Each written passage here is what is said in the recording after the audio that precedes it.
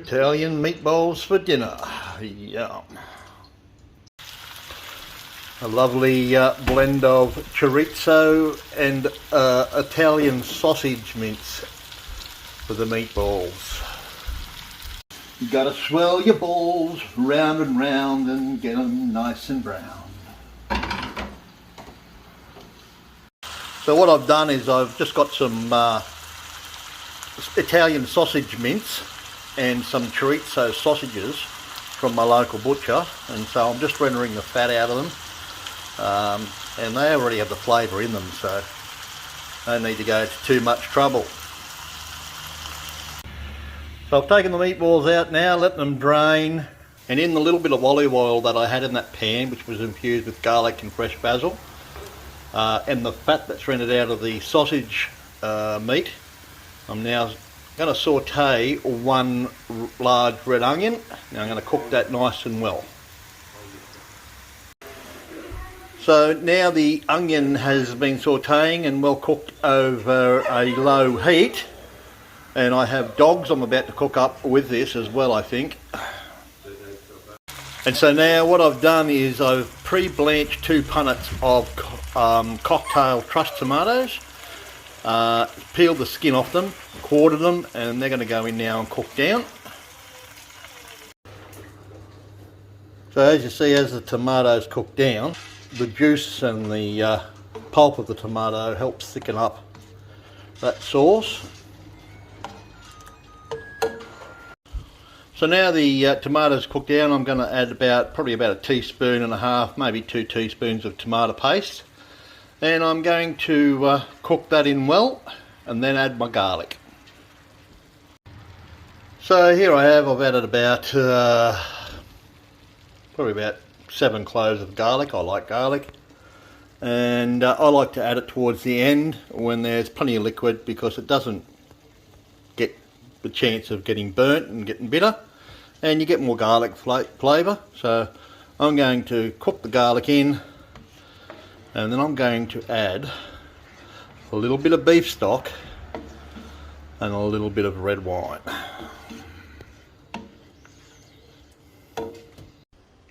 So it looks like my sous chef is laying down on the job.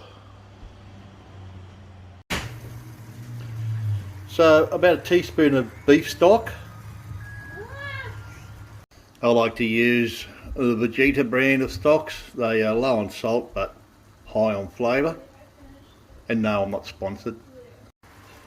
So we want a good glug of red wine. I'm using some McQuiggan's Cab Sav.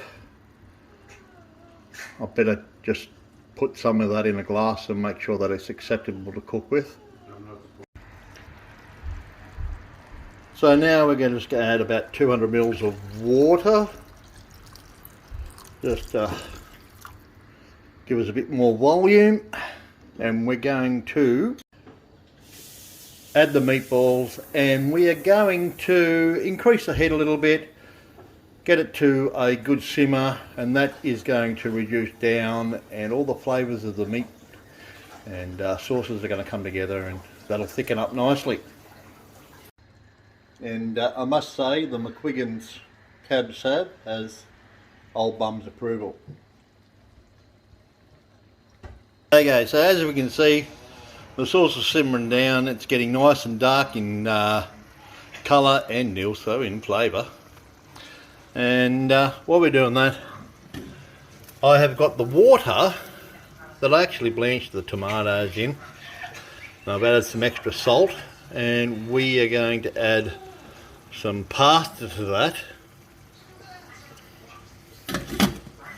Now, normally I would make my own linguine or fettuccine or pappardelle, but I've cheated today and I've just bought some fresh fettuccine from the supermarket. Only takes a couple of minutes to cook this stuff, so we're not going to be in too much of a hurry. Now, I'm not too overly impressed, because this is the first time I bought this Coles fresh fettuccine. I bought the Latina mainly, if I don't make my own, and look at that. it's broken up. So now the pasta is pretty much done. We are going to add the green herbs, which is continental parsley and some basil out of the garden, and I add the soft herbs towards the end, and that's pretty much what I've been taught, rule of thumb: hard herbs towards the beginning and soft herbs towards the end. And we're just going to stir them in, basically to walk them through. You can see that sauce has thickened up very nicely now. And it will coat the pasta, well, I hope it coats the pasta quite well. I know next time I will make my own, as I normally do. Okay, so we're pretty close to plating up, guys. And so there we have it. A little bit of Parmesan cheese grated over the top and some cracked black pepper. Old bums, quick and easy Italian meatballs and spaghetti. Cheers, guys.